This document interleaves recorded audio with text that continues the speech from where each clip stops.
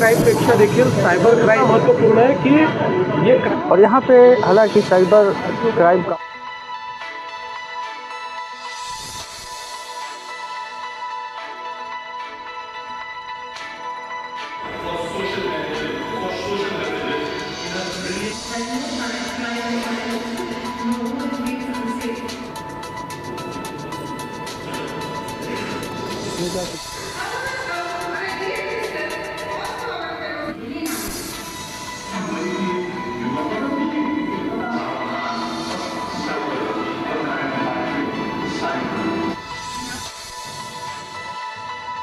जय हिंद साथियों, प्रहरी मुंबई से मैं जावेद शेख और इस वक्त हम डीजीपी ऑफिस में हैं, महाराष्ट्र मुख्यालय पुलिस मुख्यालय में। और आज यहाँ पे जो है साइबर अवेयरनेस को लेकर एक कार्यक्रम का आयोजन किया गया था, जिसमें महाराष्ट्र के सीएम माननीय देवेंद्र फडणवीस जी, अक्षय कुमार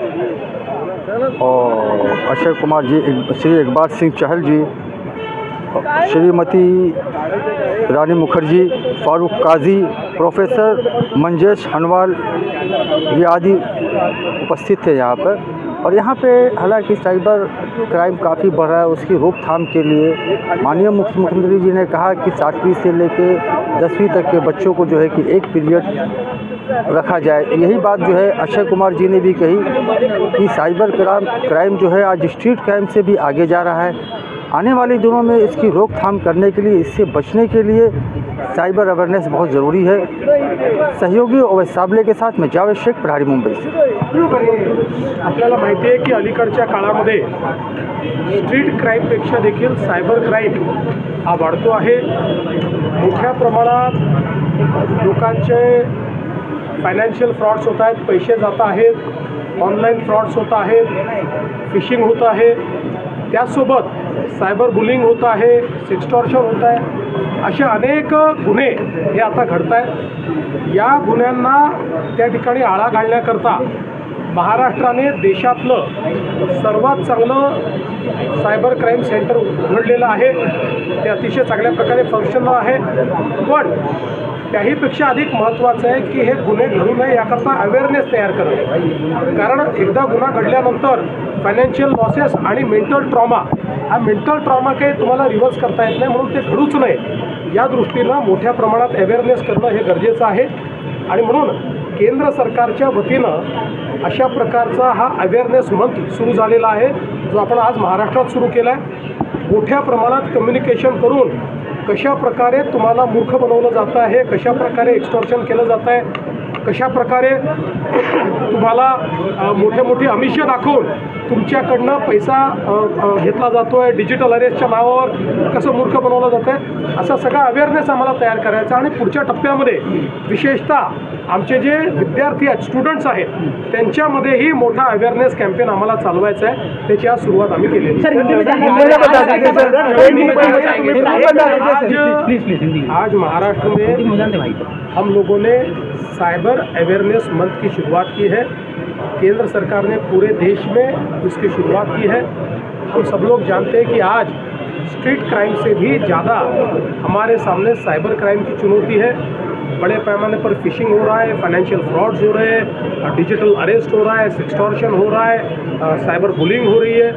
तो एक समाज के ऊपर एक नया मैं ऐसा मानता हूँ कि नई चुनौती के रूप में इसको देखा जा रहा है। महाराष्ट्र में हमने देश का सबसे अच्छा साइबर सिक्योरिटी सेंटर तैयार करके इसका मुकाबला करने की व्यवस्था तो खड़ी करी है, लेकिन उससे ज़्यादा महत्वपूर्ण है कि ये क्राइम न हो, इसलिए अवेयरनेस तैयार करना। क्योंकि क्राइम होने के बाद हम आरोपी को पकड़ते भी हैं, तब भी जो मेंटल ट्रॉमा है उसको रिवर्स नहीं किया जा सकता। इसलिए हम लोग ये प्रयास कर रहे हैं कि बहुत बड़ा अवेयरनेस कैंपेन हम लोग खड़ा करें, और विशेष रूप से जो हमारे स्कूल्स हैं, हमारे जो विद्यार्थी हैं, इनमें भी अवेयरनेस तैयार करने का हम प्रयास कर रहे हैं। सर, राहुल गांधी एक बार फिर विदेश में जाते हैं, लेक्चर्स में बच्चों को पढ़ाया जाए, 7, 8, 9, 10 के बच्चों को। ऐसा है, मैंने इसीलिए कहा कि हम लोग स्टूडेंट्स को भी टारगेट करके उनमें अवेयरनेस तयार करेंगे। सर, प्रामुख्याने तुम्ही जर बघितलं तर ज्या पद्धतीने मुलांमध्ये अवेअरनेससाठी तुम्ही म्हणतायत, मात्र शाळेत हा धडा घेऊन यावा अशी देखील एक मागणी होती। ती अतिशय योग्य मागणी आहे। शाळेमध्ये एक व्यवस्था आपल्याला उभी करावी लागेल, आणि एक धडा देऊन चालणार नाही, तर पूर्ण व्यवस्थाच उभी करावी लागेल। तिसऱ्या वर्गापासून तर वरपर्यंतची जी सगळी मुलं आहेत यांना त्यांच्या क्षमतेप्रमाणे काय सायबर क्राईम होऊ शकतात त्या संदर्भात त्यांनी कसं अवेअर राहिलं पाहिजे, त्यांनी काय प्रिकॉशन घेतली पाहिजे आणि एखादं घडलं तर कसं त्यांनी रिपोर्ट केलं पाहिजे हे त्यांना शिकवणं गरजेचं तर प्रामुख्याने AI आता आलेलं आहे आणि AIच्या माध्यमातून जास्त पद्धतीने फ्रॉड होताना पाहायला मिळतात. तर हे खरं आहे की आता डिजिटल स्पेसमध्ये AIच्या माध्यमातून डीप फेक तयार करणे, AI व्हिडिओज तयार करणे, त्याच्या माध्यमातून कोणाचाही आवाज कोणालाही लावणे, कोणाचाही चेहरा दाखवणे, चेहरे बदलणे, व्हिडिओज तयार करणे, अशा अनेक गोष्टी तयार होतात आणि यासोबत दुसऱ्याच्या नंबरवरून तिसऱ्याला फोन जाऊन त्याच्या आवाजामध्ये पैसे मागणे, अशा अनेक गोष्टी बाहेर येत आहेत. त्यामुळे AIनी जे काही चॅलेंजेस उभे केले आहेत त्याचं सोल्युशनही AIमध्ये आहे. म्हणूनच मी असं म्हटलेलं आहे की आता डिजिटल युगाचे डिजिटल मूल्य आम्हाला तयार करावे लागतील ते आम्ही तयार करतो. सर काल काही राजकीय प्रश्न आहेत. काल उद्धव ठाकरे 2 दसरा मेळावे खरं तर शिवाजी पार्कच्या मेळाव्यातून उद्धव ठाकरेंनी पुन्हा एकदा तुमच्यावरती टीका केली आहे. भाजपला टार्गेट केलं. पण मी उद्धव ठाकरे यांचे आभार मानेन की उद्धव ठाकरेजींनी माझे 1000 रुपये वाचवले. कारण मी आव्हान केलं होतं की उद्धव ठाकरे यांच्या भाषणामध्ये विकासाच्या संदर्भातला एक मुद्दा दाखवा आणि 1000 रुपये मिळवा. काल मी तर काही त्यांचं भाषण ऐकलं नाही, पण मी फक्त भाषण संपल्याबरोबर जे भाषण ऐकणारे आहेत त्यांना विचारलं, 2-3 पत्रकारांना विचारलं, बाबा मला 1000 रुपयाचं त्या ठिकाणी आता फटका आहे का? उद्धव ठाकरे काहीतरी विकासावर बोलले का? अख्ख्या भाषणामध्ये विकासावर ते एक मुद्दाही बोलले नाहीत, ते बोलूच शकत नाहीत. त्यामुळे ते अधवा तद्वा बोलतात. खरं म्हणजे त्यांचं बोलणं स्वगत असतं, कारण पुढे माणसंही नव्हती. यावेळेस तर अशी परिस्थिती होती की पुढे माणसंही नव्हती, त्यामुळे त्यांचं स्वगत होतं.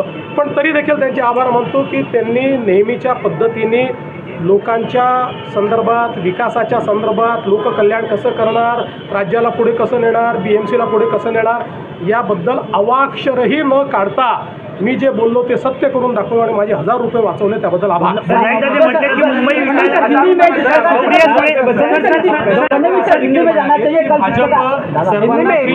आणि मराठी होतं ना, सर्वांना भाजप सर्वांना फ्री शिफ्ट देऊन पगारी तद्वा बोलत असतो.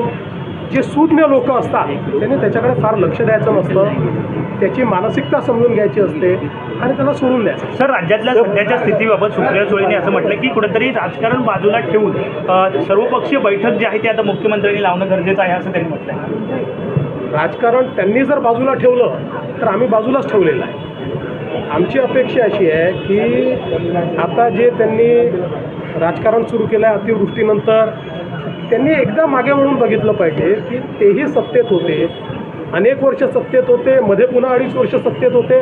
प्रत्येक वेळी कलॅमिटी आली, त्या कलॅमिटीमध्ये त्यांनी काय केलं हे एकदा त्यांनी आरशात बघितलं की त्याच्यानंतर ते जे राजकीय मागण्या करतायत त्या राजकीय मागण्या बंद होतात. 50,000 रुपयाची वारंवार एक मागणी करताना पाहायला मिळतात. तुम्ही तेच सांगितलं, म्हणूनच मी सांगितलं की विरोधी पक्षाने इतके वर्ष सत्तेत असताना अशा प्रकारच्या कॅलॅमिटीमध्ये त्यांनी स्वतः काय केलं आहे, त्यांनी काय निर्णय घेतलेले आहेत, त्यांनी काय GR काढलेले आहेत, असा एकदा आरसा बघितला की काय मागणी करायची ते ठरवतो. सर, पिछले 9 महीनों में मुंबई में 2000 बांग्लादेशियों पर कार्रवाई राहुल गांधी कोलंबिया में राहुल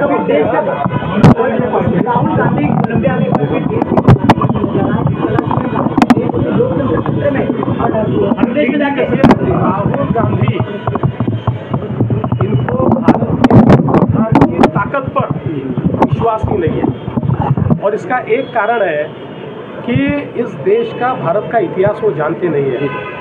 उनकी दादी श्रीमती इंदिरा जी ने इमरजेंसी लगाकर भारत के संविधान को बदलकर भारत के अंदर एकाधिकार शाही लाने का प्रयास कर देख लिया. भारत की जनता ने उनको उलट दिया. ये भारत का लोकतंत्र है, ये डॉक्टर बाबा साहब आम्बेडकर जी ने दिया हुआ लोकतंत्र है. ये किसी के बाप में ताकत नहीं है कि इस लोकतंत्र को वो कमज़ोर करके दिखाए. इनका दिमाग कमज़ोर है, इनके दिमाग में कमज़ोरी है, इनके दिमाग में इस संविधान के खिलाफ फितरत है। इसलिए मैं बार बार कहता हूँ Rahul Gandhi is a serial लायर, इज अ सीरियल लायर, इज अ सीरियल लायर। सर कल जिस प्रकार से पिछले 9 महीने में 2000 बांग्लादेशियों पर कार्रवाई हुई है, 1000 को डिपोर्ट किया गया है, जबकि 1000 की कार्रवाई प्रक्रिया चल रही है। सर ऐसा क्या होना चाहिए कि बांग्लादेशियों की घुसपैठ बंद हो यहाँ? घुसपैठ बंद होगी ही, और जो आएगा उसको पकड़ के वापस भेजा जाएगा।